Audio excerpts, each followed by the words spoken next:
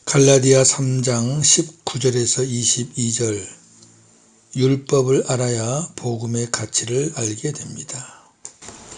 그런즉 율법은 무엇이냐? 범법함으로 더하여진 것이라. 천사들을 통하여 한 중보자의 손으로 베푸신 것인데 약속하신 자손이 오시기까지 있을 것이라. 그 중보자는 한편만 위한 자가 아니나 하나님은 한 분이시니라. 그런즉 율법이 하나님의 약속들과 반대되는 것이냐? 결코 그럴 수 없느니라. 만일 능히 살게 하는 율법을 주셨더라면 의가 반드시 율법으로 말미암았으리라. 그러나 성경이 모든 것을 죄 아래에 가두었으니 이는 예수 그리스도를 믿음으로 말미암는 약속을 믿는 자들에게 주려 함이라. 아멘. 말씀의 핵심은 중보자, 율법의 중보자와 새 언약의 중보자가 있습니다. 그리고 율법을 알아야 복음의 가치를 알게 된다 하는 말씀을 중심으로 나누겠습니다. 19절 20절입니다. 그러면 율법은 무엇 때문에 주셨나요? 율법을 왜 주셨나 그 말입니다. 율법은 천사들을 통해 한 중보자, 중재자라고도 하죠. 중보자의 손을 거쳐 제정된 것인데 하나님이 맹세로 약속하신 그 자손, 그 씨가 오실 때까지 죄가 무엇인지 알게 하시려고 덧붙여 주신 것입니다. 하나님께서 율법을 주신 첫 번째 목적은 죄를 드러내기 위함입니다. 로마서 3장 20절. 그러므로 율법의 행위로 그의 앞에 의롭다 하심을 얻을 육체가 없나니 율법으로는 죄를 깨달음이라. 아멘. 자, 율법이 있기 전에도 죄는 있었죠. 그런데 율법이 없으니까 그게 죄가 무엇인지, 뭐가 죄인지 알 수가 없었다는 겁니다. 기준이 없으니까. 그러나 율법을 통해서 죄가 드러납니다. 그래서 죄가 무엇인지 압니다. 하지만 그 죄를 없이 할 수는 없습니다. 율법을 주신 경로는 하나님이 천사에게, 천사가 모세에게, 그리고 모세가 백성에게 그렇게 전했습니다. 그래서 율법의 중보자는 모세입니다. 구약에서 하나님은 왕, 선지자, 제사장을 중보자로 세우셔서 하나님의 뜻을 전하셨습니다. 중보자란 양쪽 모두를 위한 자입니다. 즉 하나님과 사람을 만족시키는 자입니다. 더 자세히 말하면 하나님과 사람을 만족시키려면 하나님이면서 사람이어야 합니다. 그러기에 참 중보자는 예수 그리스도 한 분밖에는 없습니다. 디모데전서 2장 5절. 하나님은 한 분이시요 또 하나님과 사람 사이의 중보자도 한 분이시니 곧 사람이신 그리스도 예수라. 아멘. 그러므로 구약의 모든 중보자들은 죄인들이었기 때문에 온전한 중보자가 될 수 없었습니다. 구약의 중보자들은 불완전했지만 그리스도 예수께서 오실 때까지 하나님께서 사람들과의 중간에 세우셔서 심부름꾼으로 사용하신 것입니다. 예수 그리스도께서 오실 때까지입니다. 예수님은 우리를 구원하시려고 하나님께서 아브라함에게 맹세하신 약속대로 새 언약의 중보자로 우리 안에 오셨습니다. 히브리서 9장 15절. 이로 말미암아 그는 새 언약의 중보자시니 이는 첫 언약 때에 범한 죄에서 속량하려고 죽으사 부르심을 입은 자로 하여금 영원한 기업의 약속을 얻게 하려 하심이라. 아멘. 21절 22절입니다. 자, 그렇다면 율법이 하나님의 약속들과 반대되는 것입니까? 이렇게 질문합니다. 여기 율법은 모세가 받은 율법, 하나님의 약속은 아브라함과 맺은 약속, 이게 반대되는 것이냐 그 말이에요. 절대로 그렇지 않습니다. 왜냐하면 율법도 하나님이 주신 것이고 하나님의 약속도 다 하나님이 주신 것입니다. 율법도 거룩하고 의롭고 선합니다. 문제는 주신 목적이 다를 뿐입니다. 역할이 다릅니다. 율법의 역할과 하나님의 약속, 복음의 역할이 다릅니다. 다르다고 반대되는 건 아니잖아요. 율법은 죄인을 그리스도에게로 인도하시기 위함이고, 약속은, 복음은 예수 그리스도 안에서 구원을 얻게 하기 위함입니다. 만일 사람에게 주신 율법이 사람을 살릴 수 있는 것이었다면 사람은 율법에 의해서 의롭게 되었을 것입니다. 그러나 성경은 모든 것이, 온 세상 사람이 죄에 갇혀 있다고 말합니다. 의인이 없어요. 다 죄인이에요. 율법으로는 안 돼요. 이는 예수 그리스도 안에서 새 언약의 복음을 믿는 사람들을 세상에서 구원하신다는 의미입니다. 그렇죠. 구원이 뭡니까? 갇혀있는, 온 세상에 갇혀있는 자들을 하나님께서 건져내셔서 하나님의 백성으로 만드신다는 겁니다. 율법에 갇혀있는 자들을 복음으로 구원하신다는 겁니다. 자, 그렇다면 하나님께서 아브라함에게 약속을 주시고 그 후에 왜 모세에게 율법을 주셨을까요? 사람들은 하나님의 은혜로 이 믿음의 복을 받고 그것이 복인 줄 모르고 삽니다.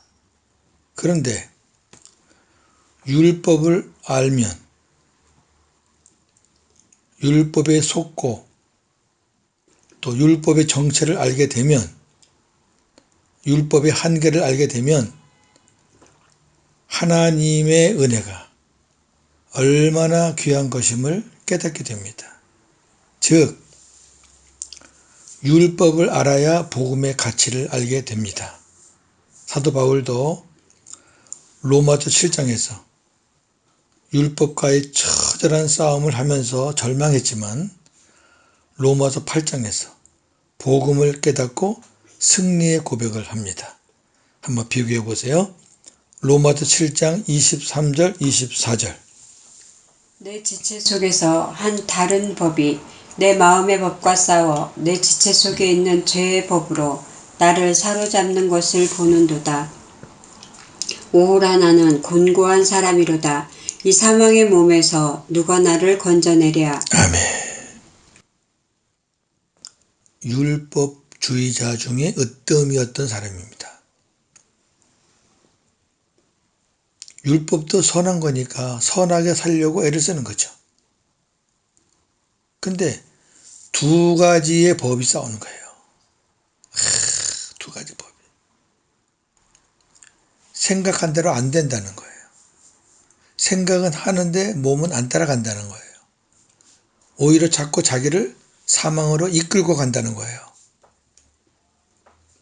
오호라 나는 공고한 사람이로다. 이 사망의 몸에서 누가 나를 건져낼까?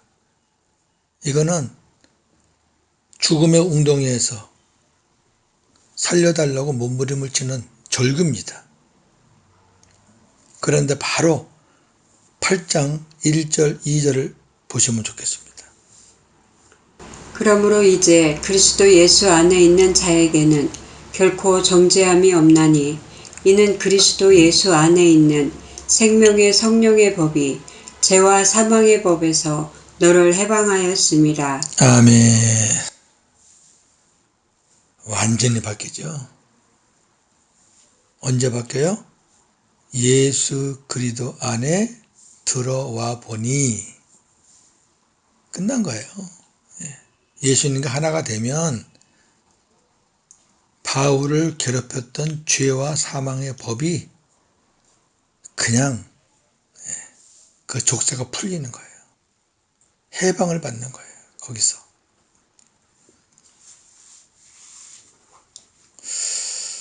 자, 오늘 말씀을 정리합니다. 간단한 말씀이지만 이 두 가지로 정리해 보겠습니다.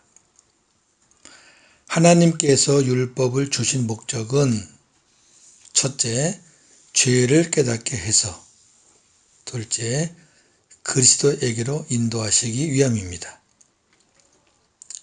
자, 그런데 율법주의자들은 죄를 깨닫기는커녕 누가 더 율법을 많이 지키느냐 하며 경쟁을 합니다. 그리고 더 많이 지킨 사람은 교만해져서 그렇지 않은 사람들을 평가하고 정죄합니다.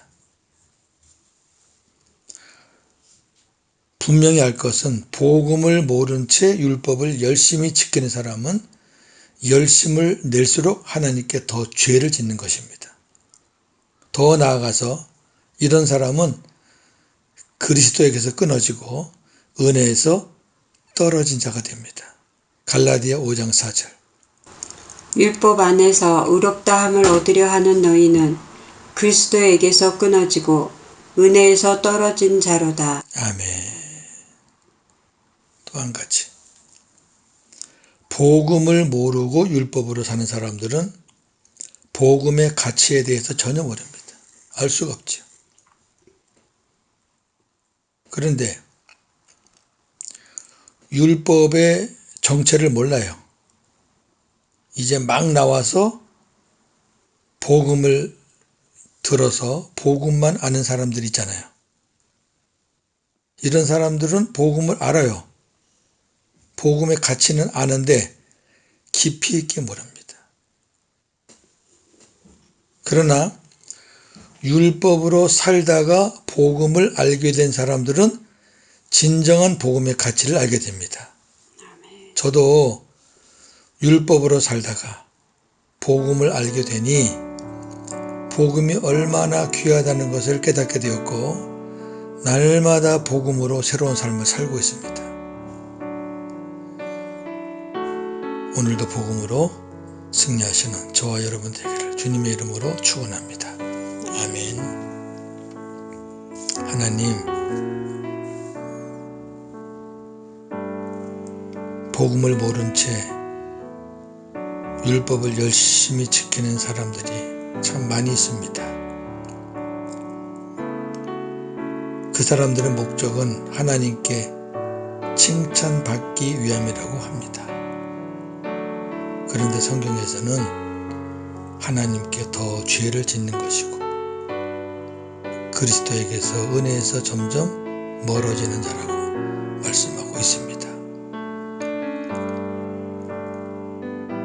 많은 사람들이 교회 안에서 서로 경쟁하고 정죄하고 편을 가르고 합니다.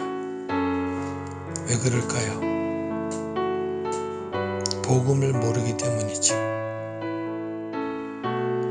그렇게 하는 것이 율법으로 사는 사람들의 삶의 모습이기 때문이죠.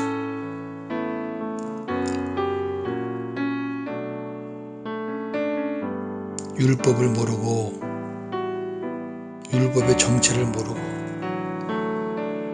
복음을 막 들어가지고 복음을 아는 사람들 기쁨이 있지요. 그러나 그 기쁨, 그 가치 얼마나 알겠습니까? 아픔을 모르는데. 그러나 율법으로 살다가